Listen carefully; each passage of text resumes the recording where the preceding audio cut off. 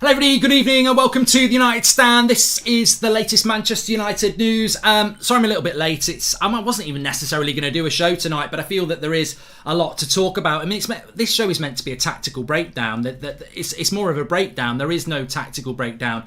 David De Gea has come out and described the players as a disgrace, including himself. He said it was a disgrace from us. Ralph Rangnick has come out and said that there's no excuse. There should be no thinking about the new manager. There's no accountability for what we've just put out there. I think that there's a few things I want to discuss tonight, but I think that from a tactical point of view, I would say that it wouldn't matter who the manager was today. It was very clear to me. I think if you watch the Villa against Spurs game and you watch that first half, the intensity from Villa, the tenacious effort, the shots, everything. They lose that game 4-0, but Villa in the first half had a proper go. Spurs, calculated, up for the fight, picked them off in the second half. Villa just lost 4-0 and played 100 times better than United did in a game where we lost because of a deflection. It's not always about the results. It's about how you play the game. And what I've seen from United in the last two games is just... It's soul destroying. I've spent a bit of time talking to people. I've seen what people have been saying, and I think the general consensus is that is just, it's sickening. It's sickening. And when you've got David De Gea coming out and saying that's a disgrace from us, that's because he knows it's a disgrace. Some of those players will know it's a disgrace. Other pundits, other people, non-United fans who watch that, they're all saying, I can't believe how bad United were. Like, they were so bad. And it's not about talent. It's not about anything other than a complete and utter lack of effort. And that, to me, is unforgivable. And I've calmed down a little bit from what I said this afternoon. And I think, some of the things may have been a bit harsh. But the reality is, I haven't moved my feelings from the fact that that is unforgivable from them selection of players. It really winds me up how much money they're on, how privileged they are. They're living our dreams. They're walking on to Old Trafford, or they're wearing a shirt at Goodison Park that we would love to do. And they're putting in that amount of effort. It's their arrogance. It's that sense of self-entitlement. And their sheer belligerence to just be, well, I'm not going to put any effort in. And De Gea is spot on, Kevin. It's a disgrace from them. They are a disgrace. Like, a disgrace is a very blunt word. Disgrace means anything you want it to mean in a very negative way. And have no doubt about it, they are a disgrace. Very few of those players are United fans. And even if they are, that makes it even worse. Disgusting. Disgusting performance. And I want to sort of look at the wider picture, because I'm not going to be live for ages tonight. I think life's too short to spend too much time on this shower of shit. But it does really stick. It does stick. Ajax are winning 2-1. No surprise. They were 1-0 down. I knew they'd win that game. But it does really stick, because I'm tired. I'm very glad there's no tweets or Instagram posts. They've kept their gob shut for once. It's about bloody time. But I'm past what we do from here. Like, we are at the bottom of the barrel here. This is low. This is really low. I don't think beyond De Gea and maybe Sancho, there's not really a player that started today that you'd go, let's keep them. I think everybody's got to be looked at and gone, I wouldn't give a shit if you left, because you don't give a shit about us. There's no guilt in saying I'd get rid of Pogba, I'd get rid of Bruno. There's no guilt in that, because for the last two games, they've visibly down tools. Not just those two players, the whole lot of them. I don't care whether Harry Maguire or Bruno Fernandes or whatever name. I don't care if they're not that good. But we could have just said, take the weekend off, lads. We're getting Preston North End to come and play for us today. And they would have put more effort in against Everton. Preston North End might have even beaten Everton. I don't think Everton were that good today. But what we needed today was 11 players to go on that pitch and run around a bit and put a tackle in and play with a bit of intensity. And when they get the ball, play with a bit of purpose. We were lazy on the ball, we were lazy in the tackle, and we were slow. And I just don't get it. Arsenal have gone and dropped points. In their last two games, they've lost. We're only 3 points behind Arsenal, and we took one from our last two. Like, we could be in a top four race again. We don't deserve to be, of course we don't. But the lack of effort, I will never get my head around why United have come back from an international break against Leicester and Everton and put no effort in. I mean, I'd love to know where their heads are at. I don't get it. I actually do not get it. Apart from being angry and saying they don't deserve to be at this club, and they don't, I'd love to know why you're not putting any effort in. Is it because you don't like Ronaldo? Is it because you don't like Rashford? Is it because you don't like this player? Is it because you don't like the club? Is it because you don't like Ranić? Is it because you just can't be arsed? Is it because you've made it in life and you're set for life and you're not really bothered? What is the reason that you, as individual sportsmen, do not care about playing for this club? Like, what is it? And don't please come out and say, we do care. Because everybody's got eyes. You didn't put any effort in today. None of you. I mean, as I say, David De Gea needs to be left out of it. He's a goalkeeper. It's very hard to judge a goalkeeper who is not going to be running around a lot. But the rest of them, you visibly didn't put much effort in against Leicester, and you didn't put much effort in today. And I've watched 2 other games today, and the intensity from, especially the Villa and Spurs game, the intensity and effort from both teams. All right, there was a skill gap in the end. Villa lost 4-0, but you could never. Some of the tackles Villa were putting in, I mean, they were borderline yellows and reds, but Ashley Young comes on and chops Harry Kane down. Like, there's a lot of people. I said that was a bad foul by Ashley Young on Harry Kane, but to be honest, if a United player had done that today, at least they'd go, they give a shit. Like, if I'm a Villa fan, very disappointed, but you can't argue their effort levels. And they did put a tackle in, and they did try. No one's going to argue with you if you lose, if you try. But to not try is appalling. And as we said during the watch-along today, David Beckham is 10 times any of those players out there, but he also put 100 times the effort. Talent's one thing, effort's the other. And it was just appalling. I'm past caring, angry, I'm just bored of it, says Slow Sports News. Mark, is Pogba the worst big Premier League signing of the last 15 years? Alfred, I think it's a misservice to individualise that performance. I mean, as I said, you could have a go at Harry Maguire, you could have a go at Wan-Bissaka, you could have a go at Rashford, you could have a go at Ronaldo, Bruno, Sancho, everybody. There's really, the thing that I want to know is why all of you have got no unity, no chemistry, no effort, no intensity, and no drive. All of you. I love Ronaldo. I didn't see him getting angry or anything like that.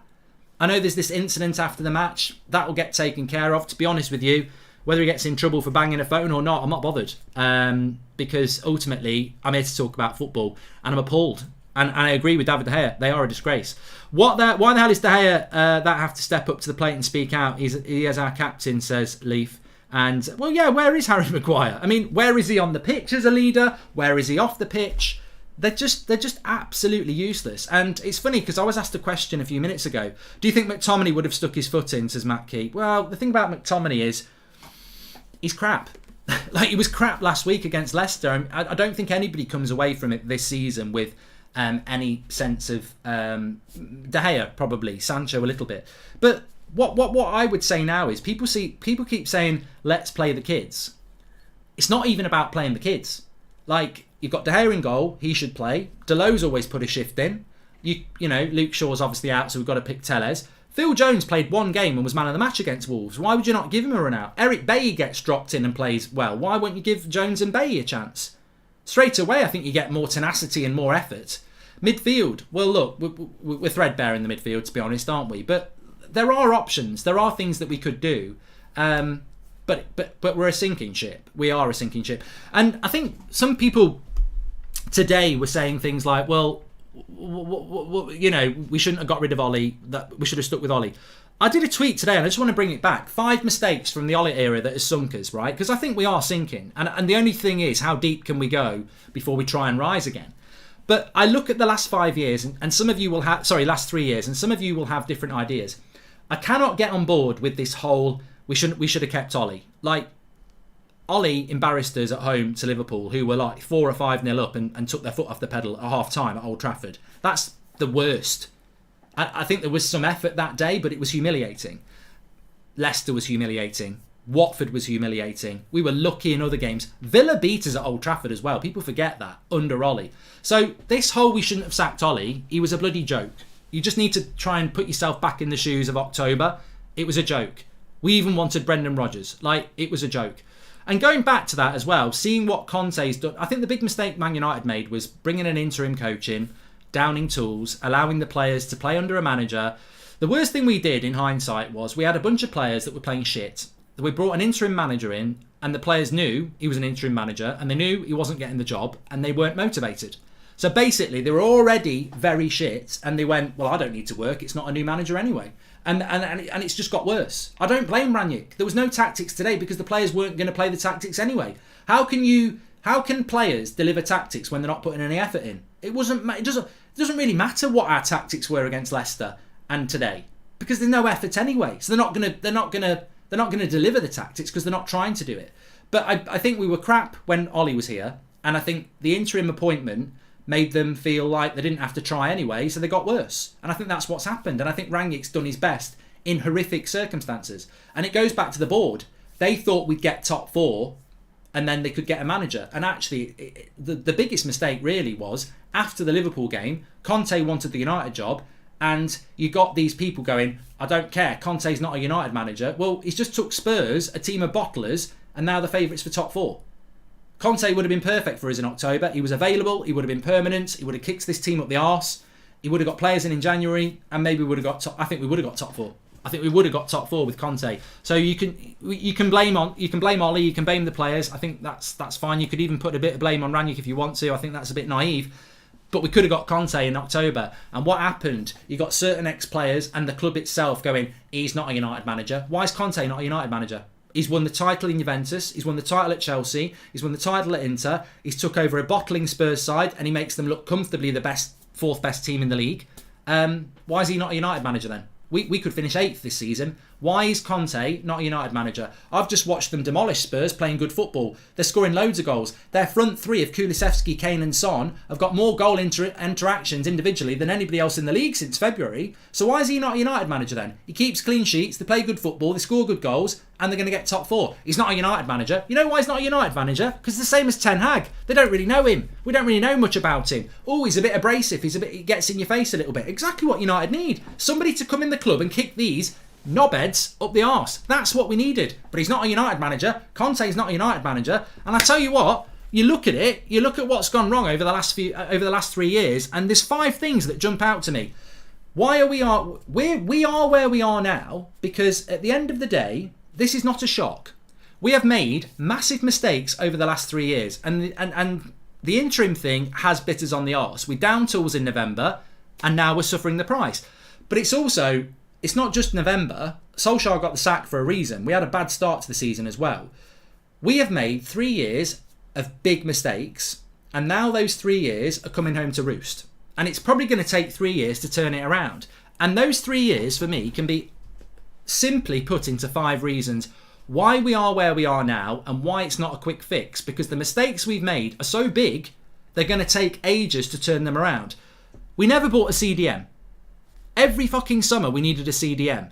I know we didn't get a CDM last summer when we got Ronaldo, Varane and Sancho, but the summer before we didn't get a CDM. Donny wasn't a CDM. We didn't buy a CDM. We've needed a CDM for years. The last one I think we bought was Matic. So Ollie never bought a CDM. Every summer we used to talk about we need a CDM. We never bought one. We lost the midfield battle to Fabian Delph, Iwobi and Allen. I mean, we are shit in the midfield and we didn't buy a CDM. For me, that's one of the big issues, and that's been a problem for not 3 months, probably 4 years. So we didn't buy a CDM. We bought everything else but a CDM. No CDM. Overpaying for mediocre players and giving them massive wages and contracts. That's going to bite us in the arse for 2 reasons. 1, because we overpaid and waste money on them. 2, they're on big contracts, on big wages, and no one will buy them. Aaron Wan-Bissaka, Harry Maguire, there's plenty of others. We spent loads of money on mediocre players that aren't even top 4 standard that we're now stuck with. And that is causing us to fail. Because they've been here for 2 years. They're probably here for another 2 years. It's grinding us down. We can't get rid of them. They're big influences in the dressing room. We're stuck with them. Point 3, poor coaching, no tactical development. Ollie was a poor coach. His coaches were poor. And we developed nobody. There is literally nobody in the last 3 years that you can tell me, out of all the players that have played for United, we've not developed anybody. The only player that's shown any development this season is Fred in the last few months under Ralph. Like, Rashford's not developed, Greenwood wasn't developing, McTominay's not developed, Bruno's not developed. We buy players, we bring players through, and we don't develop them because we've not had good coaching. That's point 3. So no CDM, bad recruitment with expensive players, no development, jobs for the boys, point 4, jobs for the boys mentality from top to bottom in that club. Oh, you used to be this, you can be director of football. You used to play for the club, you can be technical director. You used to play for the club, you can be my assistant coach. You used to be on the board, you can be the chief executive. It's just jobs for the boys. The problem with that is, jobs for the boys is not recruiting excellence. So if you keep giving mates jobs, the quality within there to do the job is going to get worse. And point 5, we're too focused on social media footballers. And I think we all know this as well. There's probably another 10, but I think those 5 things, no CDM, crap recruitment and expensive recruitment, no development, jobs for the boys throughout the club, and an obsession with social media football instead of actual football, that is 3 years of major mistakes. And though they're not isolated incidents, the no CDM for 3 years is one incident, but we've repeated it. We've bought lots of players for too much money and given them too much money and too big a contract. We've not developed loads of players. We've given more than one person mates rates jobs, and we've been obsessed with social media interaction for 3 years as well. These things are why we are where we are now. It's not 1 or 2 things for the next manager to resolve. It's loads of things. And ultimately, today is not about Ran Franjic or the last couple of weeks. Today, last week, and every other crap result this season is accumulation of mistake after mistake after mistake. Over the last 3 years, but really probably over the last 9 years, we are paying the price from the incompetence. How are we supposed to score with just one guy in the box? Then people blame Ronaldo. Graveyard shift. Oh, Ronaldo was in a graveyard shift today, Ahmed. Do you think Ten Hag still comes if we miss out on top 4? Victor, yes, I think he will. Problem is that there are 2 types of downing tools. Some like Ronaldo, Bruno are frustrated at the poor standards at the club. Some like Maguire, Rashford because they're being held accountable, says Andrew O'Brien. Michael says, the ex-players who will criticise Eric Ten Hag next season need to remember this line in the sand moment. A team finishing 7th with players who don't care. This needs some amount of fixing, says Michael. Well, look, Michael, I wasn't intending to go on that route, but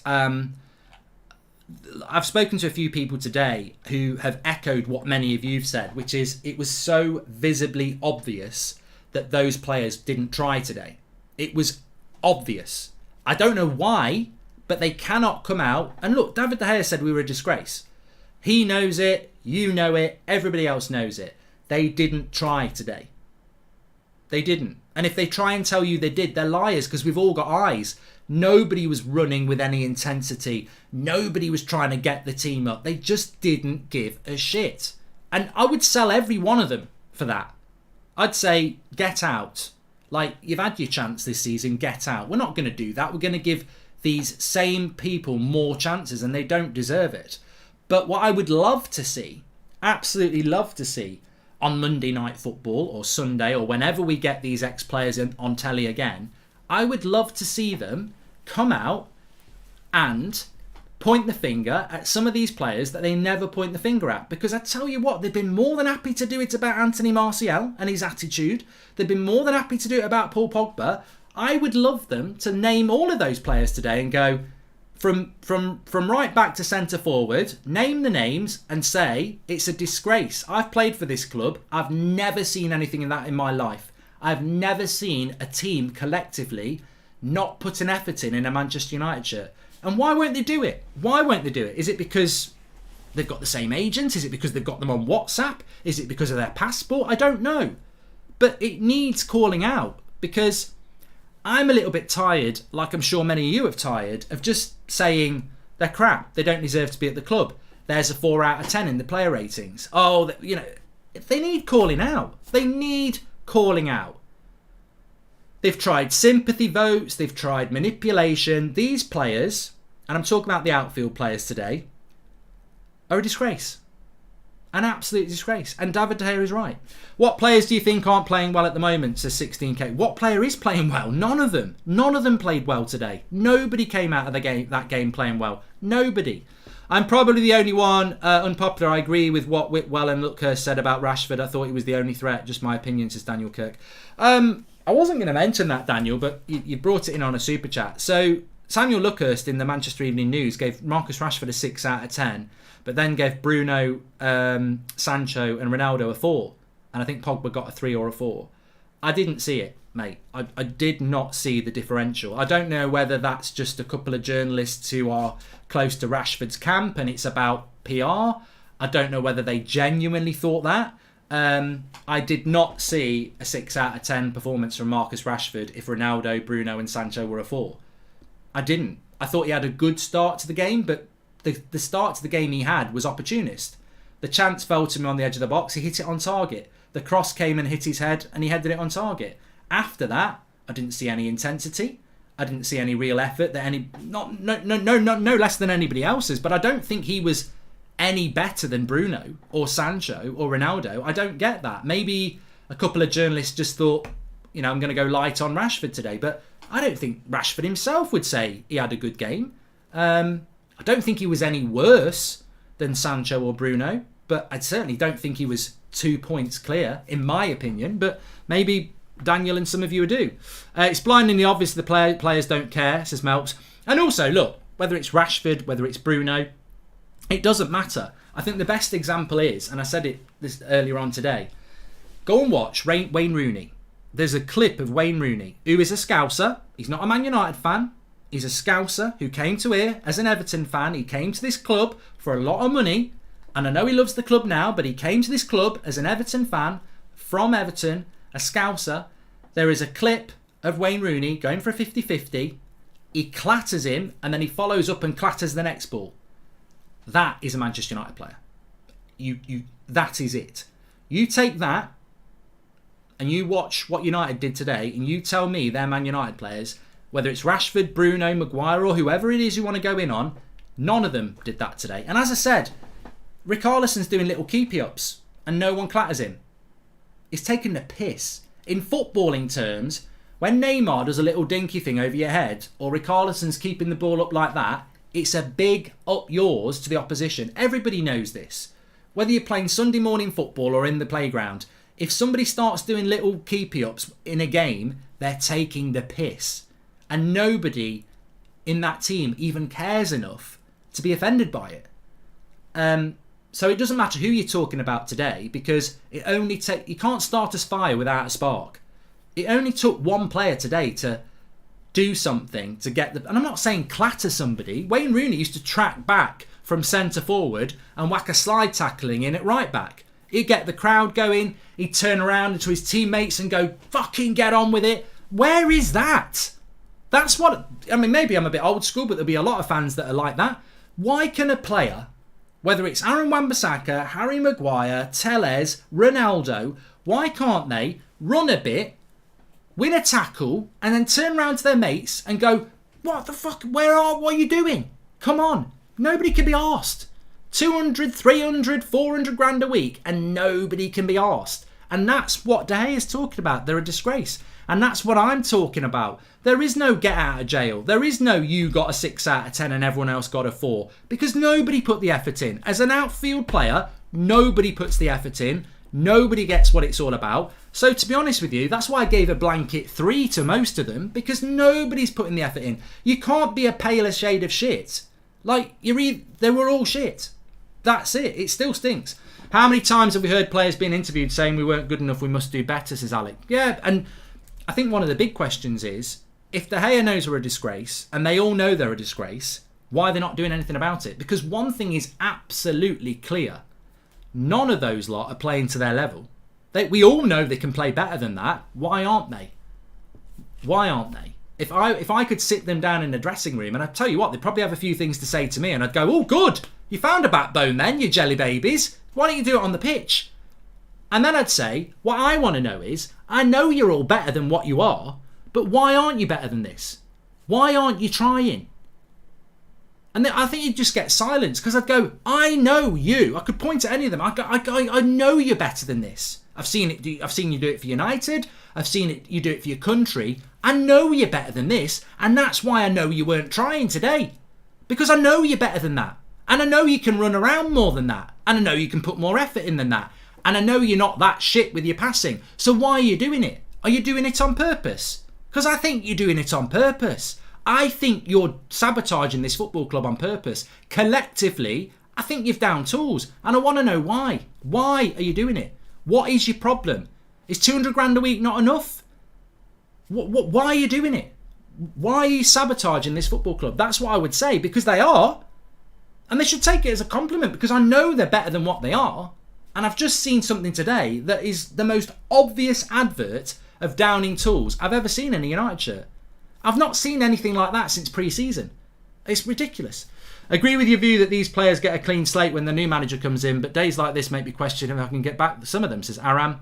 Give me Ronaldo and 10 pieces of wood and I'll have 11 pieces of wood, says Rash. I am always a Man United supporter, but how can I stop disliking these players, says Stephen. And watch as the club now announce Ten Hag as the next manager to get the fans back, says Jacob. I don't actually think we will announce Erik Ten Hag as our next manager yet, because I think that he's got a massive week ahead with an Ajax PSV Cup final. And I think he's in a title race where he was losing 1-0. I think he's winning 2-1 now. So I don't think that get out of the jail card is really there for Manchester United just yet.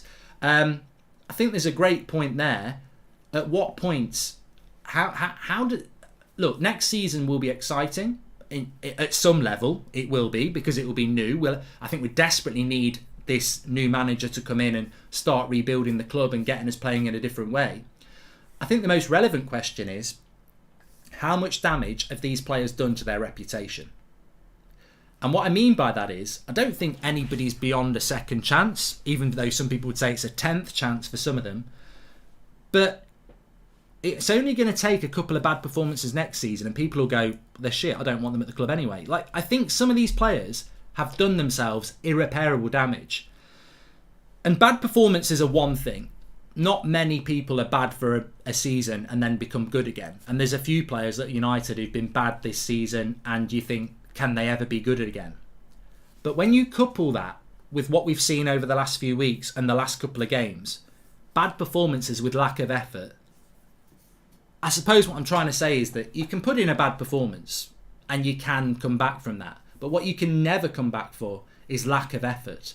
And some of these players are going to be remembered for what they've done this season and what they've done today. And that is down tools. And that's never forgivable. You can never down tools in a Man United shirt.